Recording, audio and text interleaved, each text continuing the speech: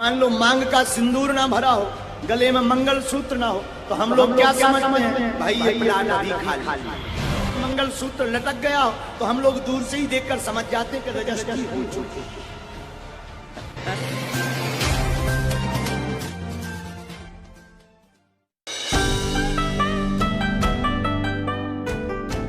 और बहुत सारे लोग तो कहते हैं अरे सुहाग की निशानी है, ऐसे बोलते हैं सुहाग की निशानी है।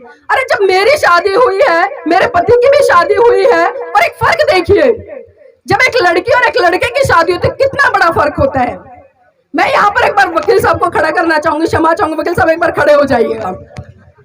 जब शादी होती है, आप देखना कि एक लड़की को उसके पैरों में बिछुए डाल दिए जाते हैं, उसके पैरों में पायल डाल दी जाती है, उसके गले में मंगलसूत्र बांध दिया जाता है, हाथों में चूड़ियां पहना दी जाती है, मांग में सिंदूर भर दिया जाता है और माथे पे बिंदिया लगा दी जाती है। लेकिन वहीं दूसरी तरफ आप सर से लेकर पांव तक पुरुष को देखते हैं, उसके शरीर पे एक भी ऐसा आभूषण नहीं दिखाई देता जिससे कि ये लगे वो शादीशुदा है। ऐसा हुआ है आज तक? भाई जब शादी लड़की की हुई है और शादी लड़के की भी हुई है तो दोनों में समानता होनी चाहिए ना।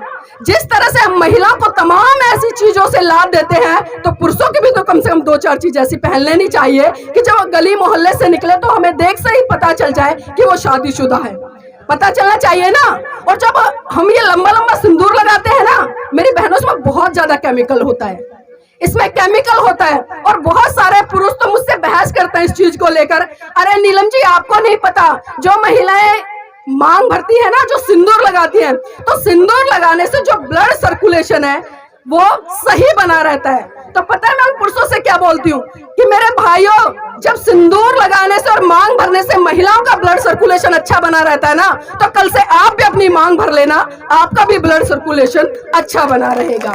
तो वो चुप हो जाते हैं, क्योंकि मेरी बहनों, जब तक हम सवाल नहीं करेंगे ना, तब तक हम तर्क नहीं करेंगे, तब तक कोई फायदा नहीं है। भेड़ चाल चलते रहिएगा कि हमारे बड़े बुजुर्ग करते आ रहे थे, हमारी परदादी ने किया, उसके बाद हमारी दादी ने किया, फिर उसके बाद हमारी सासू माँ ने किया, या आज हम कर रहे हैं। अब ये बताइए कि आज से अगर मैं बात करूं 100 साल पहले की, जो 100 साल पहले जीवन हम लोगों का था, क्या 100 साल के बाद आज वो जीवन है? आज हम शिक्षा ले रहे हैं, अच्छी पढ़ाई लिखाई कर रहे हैं, अच्छी नौकरियों पर आसीन है, आज हम पत्रकार बनकर माइक लेकर घूम रहे हैं, जनता की आवाज उठा रहे हैं, आज हम इस देश के राष्ट्रपति प्रधानमंत्री बन रहे हैं। तो ये सारी चीजें कहां से आई? क्या अगर हम 100 साल पहले की बात करें और उसी व्यवस्था में अपने आप को शामिल करें, उसी व्यवस्था में जीना चाहे, तो क्या आज हम देश के राष्ट्रपति प्रधानमंत्री बन सकते हैं? क्या इस देश की, खासकर मेरी समाज की जितनी भी महिलाएं आज मैं देखती हूँ अच्छी अच्छी नौकरियां कर रही हैं, एक चपरासी से लेकर एक राष्ट्रपति तक इस देश की महिलाएं हैं। तो ये सारी चीजें कहां से आई? परिवर्तन हुआ ना। और ये परिवर्तन कैसे हुआ? जब परम पूज्य बाबा साहब ने इस देश की महिलाओं की स्थिति को पढ़ा, जाना, समझा, और उन्होंने देखा कि इस भारत देश की महिलाओं की जो दयनीय स्थिति है वो कितनी बद से बदतर है। जब एक महिला को जानवर से भी बदतर समझ दिया जाता है, उसको पुरुष की जूती के बराबर समझा जाता है, उसको घर से बाहर निकलने की आजादी नहीं है, उसको शिक्षा लेने की आजादी नहीं है, तो परम पूज्य बाबा साहब ने सबसे पहले संविधान में आपके लिए, मैंने कहा ना कि समानता का अधिकार दिया, चाहे आप महिला हो या पुरुष हो, सबसे पहले आपका समान अधिकार है। और इसी तरह से परम पूज्य बाबा साहब ने संविधान के तहत आपको हिंदू कोड बिल के माध्यम से तमाम वो हक अधिकार दिए जो आपके लिए आपकी उन्नति के द्वार खोलते हैं। लेकिन हमने इन चीजों को समझा ही नहीं। आज संत कबीर जी की जयंती है, अभी जिस तरह से कई लोगों ने चर्चा की, रात को यहाँ पर एक जागरण भी हुआ। अब बताइए मुझे, हम जागरण करते हैं, ढोलक बजाते हैं, भक्ति में लीन हो जाते हैं, तो क्या उससे हमारी समस्याओं का समाधान हो जाएगा? जिस तरह से कबीर जी ने कहा कि पाथर पूजे हरि मिले, पाथर पूजे हरि मिले, तो मैं पूजू पहाड़, तासे तो चाखी भली, जो पीस खाए संसार। अर्थात कि अगर पत्थर पूजने से ही सब कुछ हो जाता, अगर पत्थर पूजने से ही सारी समस्याओं का समाधान हो जाता, तो मैं पहाड़ का पहाड़ पूज लेता। होता है ना ऐसा? अब हम कभी सोचते हैं कि जिस पत्थर की हम पूजा कर रहे हैं उसको किसने बनाया? उदाहरण के तौर पर अगर मैं बात करूं, हमारे सामने महाकाणिक तथागत बुद्ध की एक विशाल प्रतिमा रखी है। ये किसने बनाई है? किसने बनाई है? ये भी एक इंसान ने बनाई है ना। और जिस इंसान ने बनाया उसने इसको छेनी भी मारी होगी, कील भी लगाई होगी, इस पर पॉलिश भी की होगी, न जाने किस किस तरह से इस पूरी मूर्ति का निर्माण हुआ और इसका एक रूप दिया गया और इसमें हमने इस रूप में एक श्रद्धा स्थापित कर ली। तो मेरी बहनों, किसी भी व्यक्ति के अंदर या किसी भी संत महान पुरुष के अंदर जब तक श्रद्धा मत लेकर आओ, जब तक आप उसको पूरी तरह से जान न लो। भगवान बुद्ध ने कहा कि आप किसी भी बात को इसलिए मत मानो कि बड़े बड़े संत कह रहे हैं, आप किसी भी बात को इसलिए मत मानो कि वो बहुत सारे धर्म ग्रंथों में लिखी है, आप किसी भी बात को इसलिए मत मानो कि उसे साधु संत कह रहे हैं, आप किसी भी बात को इसलिए मत मानो कि स्वयं मैं खुद कह रहा हूं, बल्कि आप उस बात को तब मानो जब आप उसको तर्क की कसौटी पर उतार लो और खरा उतार कर ये निर्णय कर लो कि ये बात मेरे लिए सही है, मेरे परिवार के लिए सही है, मेरे समाज के लिए सही है, मेरे देश के लिए सही है। अगर इन चीजों पर वो बात सत्य पर आधारित होती है आपके तर्क की कसौटी पर, तभी आप उस बात को मानो, अन्यथा तो उस बात को वहीं का वहीं छोड़ दो। मेरी मातृशक्ति यहाँ पर बैठी है, मैं दोबारा से उधर ही आ जाती हूँ, क्योंकि जो मैं बातें कर रही हूँ वो बातें बहुत सारे लोग कर लेते हैं, लेकिन आज मौका मिला है इस मातृशक्ति से रूबरू होने का।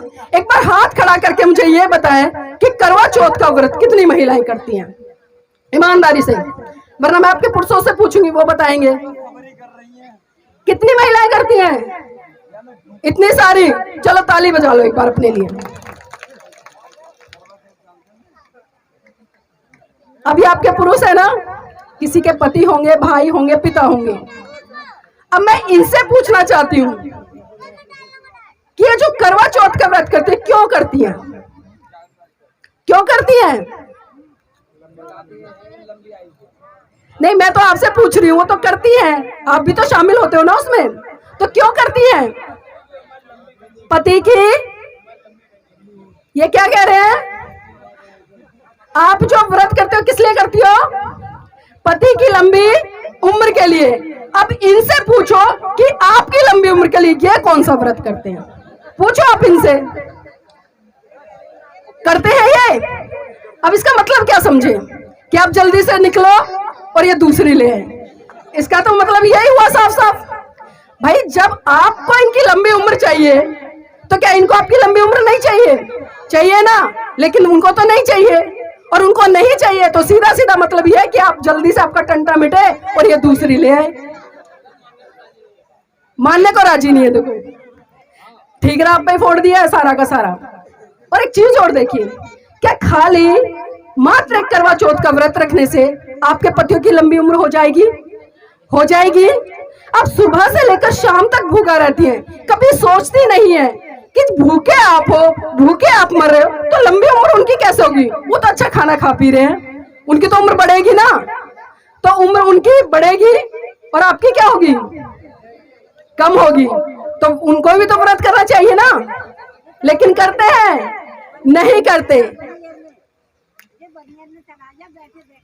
हाँ, दादी जी सही कह रही। देखो, ये मेरी दादी, वो ददिया सास है, मैं बता दूं आपको। और एक चीज और देखिए, अगर करवा चौथ का व्रत करने से ही आपके घर के पुरुषों की लंबी उम्र हो जाए, तो आप इस भारत देश को उठाकर देख लीजिए। इस देश में मुस्लिम समुदाय की महिलाएं भी रहती हैं, सिख समुदाय की महिलाएं भी रहती हैं, जैन समुदाय की महिलाएं भी रहती हैं, लेकिन हिंदू धर्म को छोड़कर किसी भी धर्म की महिलाएं इस व्रत को नहीं करती। तो क्या उनके पति मर जाते हैं? मर जाते हैं? नहीं मरते ना। और एक चीज और देखिए, आप पूरा दिन भूखा रहती हैं और सर सवर कर शाम को आपके पति भी तैयार हो जाते हैं। शाम को क्या करते हो? क्या करते हैं शाम को? पूजा करते हैं, सज धज के खड़े होते हैं और आप भी सज धज के तैयार हो जाती हैं। तो शाम को जब आप करवा चौथ का व्रत खोलती हैं तो छन्नी में से किसको देखती हैं? किसको देखती हैं? किसको? चंदा मामा को। अब मुझे एक बात बताइए, जब कभी आपका बच्चा रोता है तो आप क्या कहती हैं? कि बेटा देख, चंदा मामा निकल गया। क्या कहती हैं? कि बेटा देख, चंदा मामा निकल गया। और जब करवा चौथ जैसी रूढ़िवादी परंपराएं आती हैं, आप उसी चांद को, उसी भाई को पति के रूप में छन्नी में से देखने का काम करती हैं। तो कैसा दोहरा मापदंड, ये कैसा दोहरा मापदंड? एक तरफ तो आप उसको भाई बना रही हैं और दूसरी तरफ ये रूढ़िवादी परंपराएं आती हैं तो आप पति के रूप में उसको छन्नी में से देखने का काम करती हैं। मुझे दुख होता है, क्या इसी दिन के लिए परम पूज्य बाबा साहब ने अपने 4 बच्चों की कुर्बानी दी? क्या इसी दिन के लिए परम पूज्य बाबा साहब ने अपनी जीवन संगिनी की कुर्बानी दी? क्या इसी दिन के लिए परम पूज्य बाबा साहब ने एक ऐसी व्यवस्था से वो लड़े जो व्यवस्था रात दिन आपको गुलाम बनाने का काम करती थी, आपका शोषण करती थी, लेकिन आप लोगों ने परम पूज्य बाबा साहब की बात को भी नहीं माना। 1935 में परम पूज्य बाबा साहब ने एवला की धरती से घोषणा की कि मैं हिंदू धर्म में पैदा हुआ, ये मेरे बस की बात नहीं थी, लेकिन मैं हिंदू धर्म में मरूंगा नहीं। और ठीक 21 साल बाद नागपुर की धरती पर 14 अक्टूबर सन 1956 को परम पूज्य बाबा साहब ने लाखों लोगों के साथ में बौद्ध धर्म की दीक्षा ली। लेकिन हम लोगों ने कितना उस बात को माना, कितना उस बात को समझा? और खासकर यहाँ पर मेरी जो युवा पीढ़ी समझ खड़ी है, मैं उनसे सवाल कर रही हूँ, क्योंकि हम पटके तो पहन लेते हैं, जय भीम का झंडा तो उठा लेते हैं, जय भीम के नारे तो लगा लेते हैं। क्या सही मायने में कभी हमने जय भीम को पढ़ने का काम किया? क्या कभी हमने जय भीम को समझने का काम किया? मेरे साथियों, ये जय भीम कोई नारा नहीं है, बल्कि जय भीम एक क्रांति है, एक आग है, एक ज्वाला है, एक सिद्धांत है और एक आंदोलन है।